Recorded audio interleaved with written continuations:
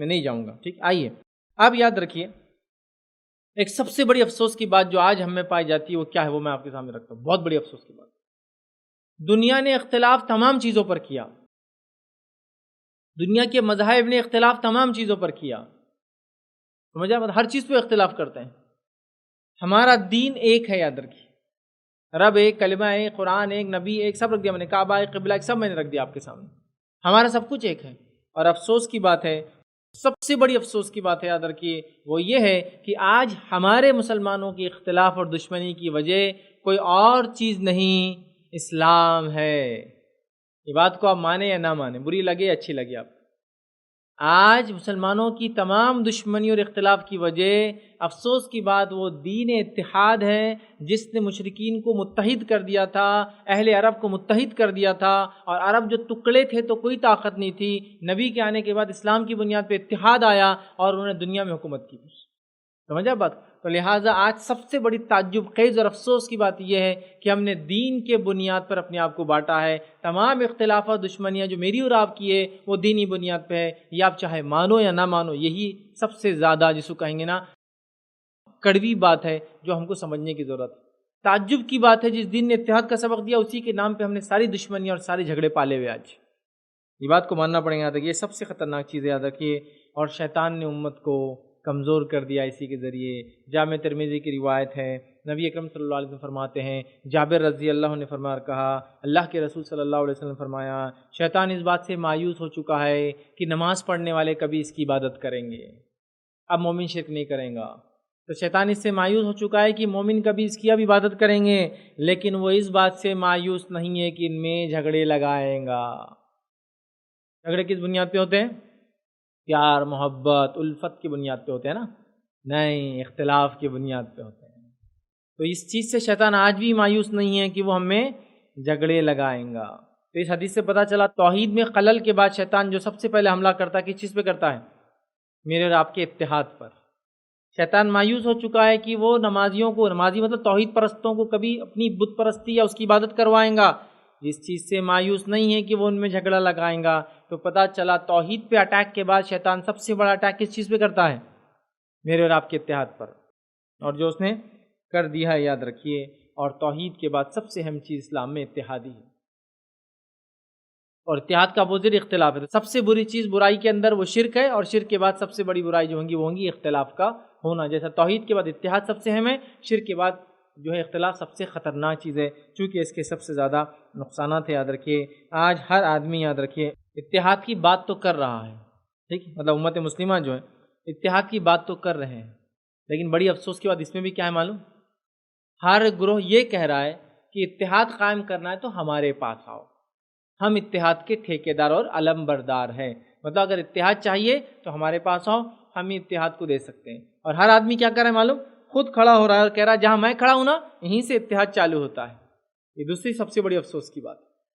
مطلب سب کہہ رہے ہیں کہ اتفاق ہونا چاہیے, اتحاد ہونا چاہیے, اختلاف نہیں ہونا چاہیے, لیکن اختلاف کیسے ختم ہوگا, اتحاد کیسے قائم ہوگا؟ آپ میرے جیسے بن جائیے, اتحاد قائم ہو جائیں گا, اختلاف ختم ہو جائیں گا. دیکھو میں جہاں کھڑا ہوں نا, یہ نقطے پہ آپ بھی آ جائیے, اتحاد قائم ہو جائیں گا, اختلاف ختم ہو جائیں گا. تو ہر آدمی اگر اتحاد کی بات بھی کرتا ہے تو اپنی من مانی بات کو وہ بتاتا ہے, یاد رکھیے, اور جہاں وہ کھڑا ہے اسی چیز کو بتاتا ہے کہ تم یہاں آ جاؤ, تم بھی متحد ہو جاؤ گے. بڑی افسوس کی بات ہے, آج ہم نے اپنے آپ کو جماعتوں کے نام پہ ٹکڑے کر دیا, مسلکوں کے نام پہ ٹکڑے کر لیا, خاندان و برادریوں کے نام پہ ٹکڑے کر لیا, زبان کے نام پہ ٹکڑے کر لیا, علاقہ اور تہذیب کے نام پہ ٹکڑے کر لیا, یہاں تک کہ ہم نے اپنے لباس کے نام پہ بھی اپنے آپ کو چیدہ چیدہ, پارا پارا, ٹکڑا ٹکڑا کر لیا. ہو رہا ہے یہ بات بھی, اس حد تک ہم نے اپنے آپ کو وہ کر لیا.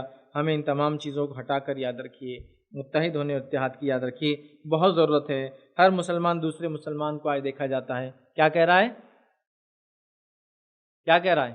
ہر مسلمان دوسرے مسلمان کو بنا ڈرے بنا جھجکے کافر کہنے میں پیچھے نہیں ہٹتا, چونکہ وہ میرے مسلک سے نہیں ہے, میری جماعت سے نہیں ہے, میری زبان نہیں بولتا, میرے علاقے کا نہیں ہے, میرے خاندان کا نہیں ہے, میری برادری کا نہیں ہے, لہٰذا وہ کافر ہے، اور کافر ہونے کے نتیجے میں مسجدوں کے دروازے اس کے لیے بند کر دیے گئے ہیں۔ لہٰذا مسجدوں کے باہر یہ دیکھنے میں آپ کو کوئی اچنبھا یا جو ہے شوق محسوس نہیں ہونا چاہیے کہ یہ مسجد فلاں مسلک کی ہے، دیگر مسلک والے اس مسجد میں داخل نہ ہوں، بلکہ میں نے تو یہاں تک کچھ شہروں میں دیکھا لکھا ہوا اس مسجد میں فلاں مسلک کے علاوہ یا اس مسجد میں فلاں جماعت یا کتوں کا آنا منع ہے، مسجد کے دروازوں پہ لکھا ہوتا ہے۔ کچھ مسجد کے دروازوں پہ یہ لکھا ہوتا ہے اس مسجد میں یہ مسلک چلتا ہے، اس مسلک کے علاوہ اگر کوئی آئیں گا تو جو نقصان اس کو جانی یا مالی ہوں گا اس کا ذمہ دار وہ ہوں گا۔ کچھ مسجدوں پہ یہ لکھا ہوا ہے اس مسجد میں فلاں فلاں مسلک کے لوگ نماز پڑھ سکتے ہیں، دیگر مسلک والوں کو 2000 روپے فائن دینا پڑے گا، نماز پڑھنے کے لیے فائن ہے۔ سبحان اللہ!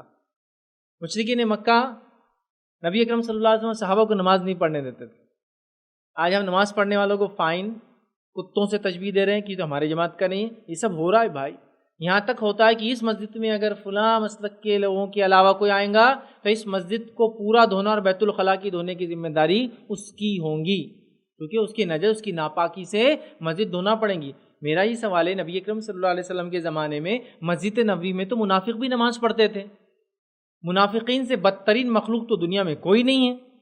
ان المنافقین فی الدرک الاسفل من النار، قرآن نے فرمایا کہ منافق وہ ہے جو جہنم کے سب سے نچلے گڑھے میں ہوں گے، چونکہ یہ کافروں سے بھی بدتر ہوتے ہیں، چونکہ یہ دھوکہ دیتے ہیں مومنوں کو مسلمان بول کے۔ تو منافق کیا نبی اکرم صلی اللہ علیہ وسلم کے زمانے میں مسجد نبوی میں نماز پڑھتے تھے؟ آپ کہیں گے ہاں، چونکہ اس زمانے میں نماز جو نہیں پڑھتا تھا وہ کافر مانا جاتا تھا، تو وہ بھی پڑھتے تھے۔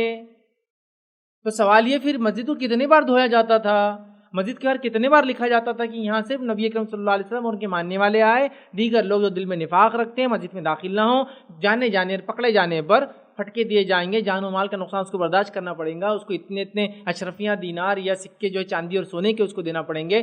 بتائیے مجھے، میرا سوال یہ، نبی اکرم صلی اللہ علیہ وسلم زمانے میں تو غیر مسلم مسجد نبوی میں آتے تھے، تو تمہاری اور ہماری مسجد اتنی پاکیزہ کیسے ہو گئی جس کے اندر مسلمان داخل نہیں ہو سکتا؟ اس لیول تک اختلاف آ چکا ہے، یاد رکھیے، کہ جس کی کوئی انتہا نہیں، کہ کافر کہہ کر مسجد کے دروازے بند کر دیے گئے۔ اور اللہ تعالیٰ ایسی امت پر کیسے رحم کرے جس نے خود اپنے آپ کو ٹکڑے کر لیا۔ فرعون نے یہی چال چلی تھی اپنے آپ کو طاقت میں رکھنے اور دوسروں کو کمزور بنانے کے لیے، یاد رکھیے۔ اب ایک سوال آتا ہے، کیونکہ اب میرا عنوان ہے کہ اختلاف کے نقصانات کیا ہیں۔ کیا ہر اختلاف غلط ہے؟ تو میں یہ بتا دوں، ہر اختلاف غلط نہیں ہوتا، ہر اختلاف غلط نہیں ہوتا۔ دلائل نہ ہونے کی بنیاد پر، ٹھیک ہے، اگر اختلاف ہو جائے تو اس میں کوئی حرج نہیں۔ جیسے مثال کے طور پہ دنیاوی اختلافات، جیسے مثال آپ کے بچے کو کامرس میں ڈالے یا سائنس میں ڈالے، کائے میں ڈالے؟ آپ کی مرضی۔ اس میں کوئی دلیل ہے کہ اللہ کے رسول نے فرمایا سائنس میں ڈالا کرو، کامرس میں مت ڈالو، کامرس کمزور ہے، سائنس کچھ بھی نہیں ہے نا۔ دلائل نہ ہونے کی بنیاد پر آپ دنیا میں اختلاف کر سکتے ہیں، یہ جائز اختلاف ہے، سمجھ رہے ہیں؟ بھائی کپڑے ہیں، سب 50 قسم کے جوڑے اور کپڑے جو آپ کے لیے پہننا جائز اور حلال ہے، کون سا پہنے اس میں سے؟ آپ کی مرضی، جو رنگ چاہے پہنو، میرے کو ہرا پہننے کا، میرے کو سفید پہننے کا، میرے کو کالا پہننے کا، میرے کو نیلا پہننے کا، میرے کو پیلا پہننے کا، آپ کی مرضی بھائی، کیجیے اختلاف۔ میرے کو گاڑی خریدنے کی 100 cc گاڑی لینی، کون سی لوں؟ نہیں تم تو یہ کمپنی کی یہ برانڈ لو، نہیں تم تو یہ کمپنی کا یہ ماڈل لو، یہ اختلاف ہے جائز۔ اچھا، یہ دنیاوی اختلاف ہے جس میں دلیل نہ ہو تب تک جائز ہے جب تک جھگڑا نہ ہو۔ اس میں بھی جھگڑا ہو رہا تو پھر تھوڑا رک کر اختلاف کو ختم کرنے کی ضرورت ہے، سمجھ گئے آپ بات کو؟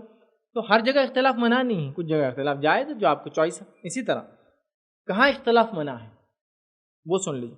دلائل آ جانے کے بعد اختلاف کرنا دینی معاملات میں، دلائل آ جانے کے بعد اختلاف کرنا دینی معاملات میں، دنیا میں نہیں، یاد رکھیے، یہ اصل اختلاف۔ دلائل آ جانے کے بعد اختلاف کرنا دینی معاملات میں، یہ اصل اختلاف۔ یہود و نصارہ برباد کیے گئے چونکہ انبیاء نے دلائل لانے کے بعد بھی انہوں نے دین میں اختلاف کیا، یہ ان کا اصل ہلاکت کا باعث بنا۔ تو دلائل آ گئے، قرآن، سنت، صحابہ کا عمل سب آ گیا، اس کے بعد یہ کہو میں تو نہیں مان سکتا، کیوں؟ میرے خاندان، میرے سماج، میرے مسلک، میری جماعت، میرے گھرانے، میرے کلچر میں یہ سب ہوتا ہے تو ہم اس کو چلنے دیں گے۔ اب ریئل پرابلم شروع ہوا، سمجھے آپ؟ لہذا دلائل آنے کے بعد دینی معاملات میں اختلاف کرنا یہ غلط ہے اور یہ اصل اختلاف کا باعث ہوتا ہے۔ دنیا کے معاملات میں جب تک جھگڑا نہ ہو اختلاف جائز ہے۔ دنیا کے تمام معاملات، آپ کی بچی کو رشتہ آیا، 2 لڑکے، دونوں دیندار، دونوں اچھے، آپ کی چوائس، اب کیا کرنا ہے؟ اس میں کوئی وہ نہیں گائیڈ لائن، چونکہ دونوں دیندار دونوں اچھے ہیں، آپ کی چوائس ہے۔ لیکن جب دین میں آ جائے کہ حج ایسا کرو، نماز ایسی پڑھو، روزہ ایسا رکھو، زکوٰۃ ایسی دو، فلاں معاملہ ایسا کرو، اب آپ بولیں گے میرا مسلک، میری جماعت، میرا فلاں، میرا علاقہ، تب پرابلم شروع ہوتا ہے۔ اس بات کو ہم جان لیں۔ اب ایک اور مسئلہ، صحابہ میں بھی تو اختلاف تھا، صحابہ کے اختلاف اور ہمارے اختلاف میں کیا فرق ہے، وہ جان لیں گے۔ اگر وہ بات آپ سمجھ گئے نا، مسئلہ ختم۔ تو کیا ہوتا، فلاں مسئلے پہ جھگڑا چل رہا، دینی مسئلے پہ، ان کی دلائل وہ، ان کی دلائل وہ، قرآن یہ بول رہا، سنت یہ بول رہی، صحابہ کا عمل یہ نہیں، پھر بھی ہم لوگ یہ کریں گے، ہمارا مسئلہ کی، ہمارا دینی، ہماری علاقہ ہے، ہماری جماعت ہے، ایسا ہوتا ہے۔ پھر جب یہ مسئلہ آگے بڑھتا ہے لوگ کیا ہوتا ہے، چپ بیٹھ جاؤ، خاموش۔ صحابہ میں بھی اختلاف تھا، ماشاء اللہ، مطلب ہم بھی کر سکتے ہیں۔ صحابہ میں کیسا اختلاف تھا، اگر سمجھ جاؤ ہمارا اختلاف کیسا ہے تو آپ یقین مانیے سمجھ جائیں گے مسئلہ کیا ہے۔ صحابہ کا اختلاف اس بنیاد پر تھا کہ وہ حق تک پہنچے، اور ہمارا اختلاف اس بنیاد پر ہے کہ کون ہم دونوں میں سچا ہے، آپس میں کون سچا ہے۔ وہ حق تک پہنچنے کے لیے اختلاف کر رہے تھے، ہم آپس میں ایک دوسرے کو ثابت کرنے کے لیے اختلاف کرتے ہیں، ہے نہیں؟ یہ فرق ہے صحابہ کے اور ہمارے اختلاف، سمجھا؟ دو لوگ آگے کے مسئلے پہ بحث ہو رہی، کبھی کبھار بحث اچھی بات ہے، بحث کر رہے، صحابہ میں بھی اختلاف ہے، چلو اس بات کو اٹھو، تم جو عمل کر رہے کرو، میں جو کر رہا، لیکن قرآن حدیث میں تمہارے عمل کی دلیل نہیں ہے، نہیں، صحابہ میں اختلاف تھا۔ صحابہ کا اختلاف حق تک پہنچنے کے لیے تھا، ہمارا اختلاف اپنے مسلک، اپنی جماعت، اپنی برادری کو حق ثابت کرنے کے لیے ہے۔ یہ سب سے بڑا ڈفرنس ہے۔ اسی لیے صحابہ کے اختلاف کے باوجود ان میں محبت تھی، اور ہم میں اختلاف کی وجہ سے نفرت اور دشمنی ہے۔ دیکھیے صحابہ نے صحابہ سے اختلاف کیا، کئی مثالیں آپ کو ملیں گی، لیکن کبھی اس سے انہوں نے ایک دوسرے سے دشمنی نہیں رکھی، ایک دوسرے کی عزت نہیں کھوئی، ایک دوسرے کو بدنام نہیں کیا، ایک دوسرے کو سلام بند نہیں کیا، ایک دوسرے کو بیٹیاں دی طلاقیں نہیں لی، ایک دوسرے کی بیٹیوں کے رشتے طے کے توڑنے دیے کہ تو اختلاف کرتا ہے فلاں مسئلے پہ، کیونکہ دونوں کی نیت حق تک پہنچنے کی تھی۔ ہمارا مسئلہ یہ ہے، ہماری نیت حق تک پہنچنے کی نہیں ہے، ہماری نیت کیا ہے، اپنے آپ کو صحیح ثابت کرنے کی۔ یہ سب سے بڑا مسئلہ، میں ہوں یا آپ ہوں، کوئی بھی غلط ثابت ہو سکتا ہے، دلائل آنے کے بعد دلیل اصل ہے۔ تو یہ فرق ہے صحابہ کے میرے اختلاف میں۔ اس لیے اپنی گھٹیا باتوں پر یہ مثالیں نہ دے کہ صحابہ میں بھی تو اختلاف تھا، ان کا اختلاف حق تک پہنچنے کے لیے تھا، میرے اور آپ کے اپنے آپ کو سچ ثابت کرنے کا نہیں تھا، اپنے آپ کو حق ثابت کرنے کا نہیں تھا، دلیل کے بنیاد پر حق تک پہنچنے کے لیے، رسائی کے لیے ان کا اختلاف تھا۔ اور اسی لیے ان کے اختلاف کے باوجود وہ محبت کرتے تھے، اور ہمارا حال یہ کہ ہم نے سلام بند کر دیا ہے۔ نان مسلم مل رہا ہے، آداب، سلام کیسے ہے، مسلم جا رہا ہے، سلام نہیں کرنا اس کو، کیوں؟ اپنی جماعت میں نہیں ہے۔ لیکن جماعت میں نہیں تو کیا ہوا، مسلمان تو نہیں، جماعت میں نہیں ہے مطلب اپنا آدمی نہیں، اپنا آدمی نہیں مطلب سلام بند، ختم۔ اب جب سلام ہی نہیں تو باقی کیا ہوں گا؟ اگر اس نے سلام کر دیا اور غلطی سے جواب دے دیا تو ایسا ملامت دل میں ہوتی ہے، ایسا کوئی کفری عمل کر کے آ گیا، ملامت۔ سود کھا رہے ملامت نہیں ہو رہی، سمجھ رہے آپ، شراب پی رہے ملامت نہیں ہو رہی، کسی مسلمان کے سلام کا جواب دے دیا غلطی سے، جو کہ ہماری جماعت کا مسئلہ کہتا، ملامت ہوتی ہے بڑی، سمجھ رہے آپ بات کو؟ کیا کیا چیزوں پہ بانٹ لیا تم نے، کیا کیا چیزوں پہ اپنے آپ کو بانٹ لیا۔ بہرحال اسلام میں فرد کی نہیں، جماعت کی بڑی اہمیت ہے۔